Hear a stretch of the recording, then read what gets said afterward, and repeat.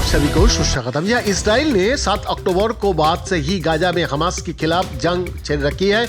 2 महीने से ज्यादा की जंग के बाद भी हमास ने हथियार नहीं डाले हैं। वही इसराइल हमास को खत्म करने की कसम खाकर बैठा है। इसराइल की सुरक्षा अधिकारियों को पता चला है कि हमास के पास हजारों करोड़ डॉलर है। न्यूयॉर्क टाइम्स की रिपोर्ट के मुताबिक एक हमास के ऑफिशियल के कंप्यूटर से सीक्रेट दस्तावेज मिले थे।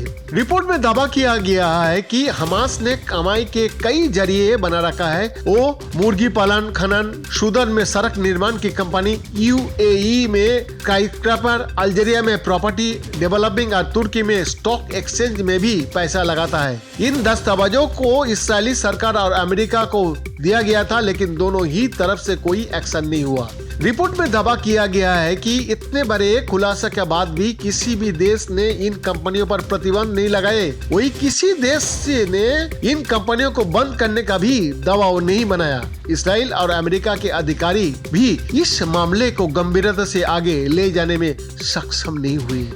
इन्हीं कंपनियों से होने वाली कमाई का इस्तेमाल हमास हथियार खरीदने का लिए करता है। रिपोर्ट में यह भी कहा गया है कि इसराइल पर हमला करने की तैयारी करने के लिए हमास ने इसी पैसा का इस्तेमाल किया था। खुफिया एजेंसी मोसाद के एक पूर्व सदस्य ने बताया कि सभी लोग 7 अक्टूबर को हमले का टिकरा एजेंसी पर फोड़ रहे हैं, लेकिन कोई इस पर बात नहीं करता है कि हमास को कितना और इतना पैसा कमाने क्यों दिया गया। हमास के पास कम से कम आधा अरब डॉलर था। बता दें कि 7 अक्टूबर को हमास ने इसराइल पर हमला करके कम से कम 1200 लोगों की जान ले ली थी।